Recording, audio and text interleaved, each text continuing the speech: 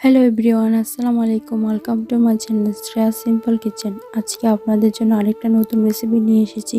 তো আজকে রেসিপিতে যাওয়ার আগে রেখে আমার চ্যানেলটা সাবস্ক্রাইব করবেন আর পাশে থাকা বেল আইকনটি ক্লিক করবেন। আজকে রেসিপিটা হলো ফুলকপির পাকোড়া রেসিপি।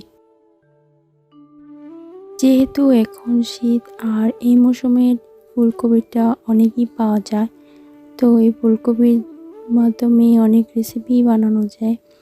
আজকে আমি ফুলকপি দিয়ে পাকোড়া রেসিপি বানাবো। তো চলেন দেখে আসি আমাদের আজকের ভিডিওতে ফুলকপি রেসিপি কিভাবে তৈরি করে ফুলকপির পাকোড়া রেসিপি।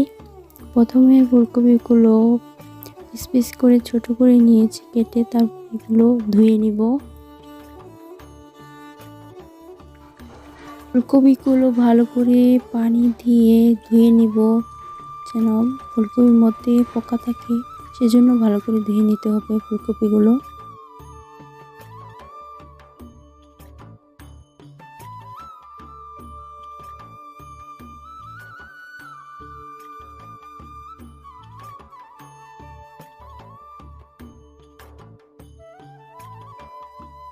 আমি ফুলকপিগুলো ছোট ছোট করে পিস করে নিয়েছি আজকে পকোড়া বানানোর জন্য। আপনি আপনাদের ইচ্ছা মতো আপনি ফুলকপিটা কতটুকু বড় রাখবেন সেটা কেটে নিতে পারেন।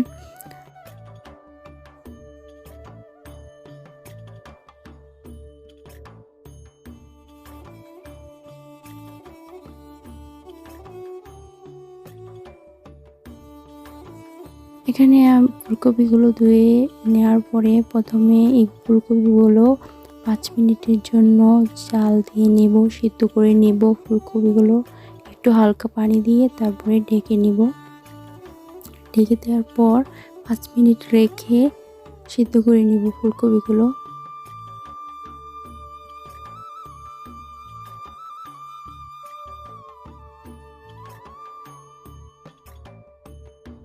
এখন আমি ঢাকনাটা উঠিয়ে দিয়ে ফুলকপিগুলো একটু নেড়ে দেখব সিদ্ধ হয়েছে কিনা, আর একটু অল্প সিদ্ধ করে নিব। সেজন্য আবার একটু নেড়ে চেড়ে আবার ঢাকনাটা ঢেকে দেব সুন্দরভাবে সিদ্ধ হওয়ার জন্য।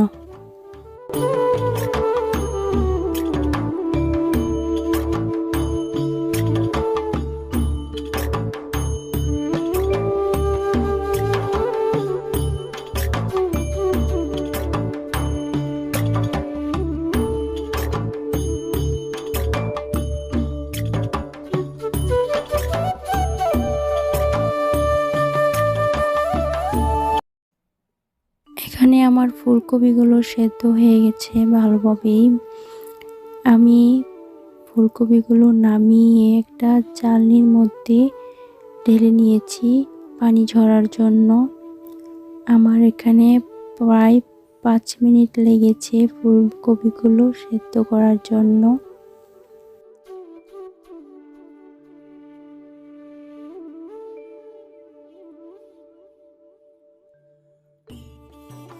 ফুলকপিগুলো চালনি থেকে নামিয়ে একটা বাটিতে রাখলাম মশলা দেওয়ার জন্য। এখানে প্রথমে হলুদ গুঁড়া আর মরিচের গুঁড়া দিয়ে দেব, তারপরে ধনিয়া গুঁড়া আর সামান্য কিছুটা পরিমাণ মতো লবণ দিয়ে দিব।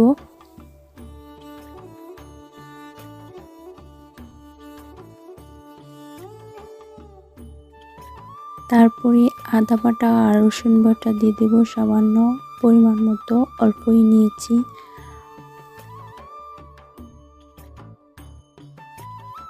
সর্বশেষে মশলা হলো জিরা গুঁড়া পরিমাণ মতো দিয়ে দিয়েছি এখানে। আর ফুলকপি পাকোড়ার জন্য আপনারা এখানে আটা, ময়দা বা চালের গুঁড়ি যে কোনো একটা ব্যবহার করতে পারবেন। আজকে আমি এখানে চালের গুঁড়ি ব্যবহার করেছি আর সাথে আটাও নিয়েছি, একসাথে মিক্স করে নিয়েছি।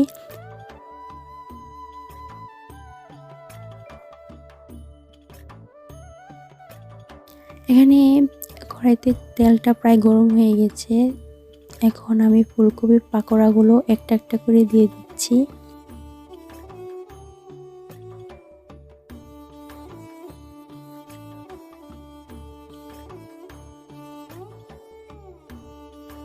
তো আমি এখানে ফুলকপির পাকোড়াগুলো মাটির চুলাতে বানাচ্ছি। আপনারা যদি গ্যাসের চুলায় বানান তাহলে চুলার আঁচটা একটু লো আঁচে দিয়ে দিবেন, নাহলে পুড়ে যেতে পারে। এখন এগুলো নেড়ে চেড়ে দিব যেন এক সাইডে না লেগে যায় আর পুড়ে যায়, সেজন্য এক সাইড উল্টিয়ে দিব একটা একটা করে। এখানে আমার প্রথমবার দেওয়ার ফুলকপি পাকোড়াগুলো হয়ে গেছে প্রায়। এখন এই সাইজের বা এই কালারের হালকা বাদামি কালার হলে উঠিয়ে নেবেন, আর না হলে তেতো লাগবে, হালকা হালকা তেতা ভাব আসবে, সেজন্য উঠিয়ে নিতে হবে বাদামি কালার আসলে। এখন আবারও সেই সেম প্রসেসের মতো আবারও সেই ফুলকপির পাকোড়াগুলো দিয়ে দিব, তেলে ভেজে নিব, আর এক সাইড হয়ে গেলে উল্টিয়ে দেব। উল্টিয়ে দেওয়ার পরে আবার সেগুলো একটা একটা করে উঠিয়ে নিব। এখানে আমার ফুলকপি পাকোড়াগুলো একদম রেডি হয়ে গেছে, অনেক সুন্দর কালার এসেছে আমার আজকে ফুলকপি পাকোড়া রেসিপি। যদি আপনাদের ভালো লাগে তাহলে আমার ভিডিওটা শেয়ার করবেন আর আমার ভিডিওতে লাইক কমেন্ট করবেন। আমার এই ফুলকপি পাকোড়া রেসিপিটা যদি পারফেক্টভাবে আপনারা বাসায় বানাতে চান তাহলে আমার ভিডিওটা ভালোভাবে সম্পূর্ণ দেখবেন, তাহলে ঠিক পারফেক্টভাবে আমার মতো আজকে আমার এই ফুলকপি পাকোড়া রেসিপিটা বাসায় তৈরি করতে পারবেন। তার আগে বলে রাখি আবারও আমার চ্যানেলটা সাবস্ক্রাইব করবেন, পাশে থাকা বেল আইকনটি ক্লিক করবেন। করি সবাই আমার আরও নতুন নতুন ভিডিও দেখার আশায় অপেক্ষায় থাকবেন। সবাই ভালো থাকবেন, আল্লাহ হাফেজ। দেখা হবে অন্য কোনো ভিডিওতে।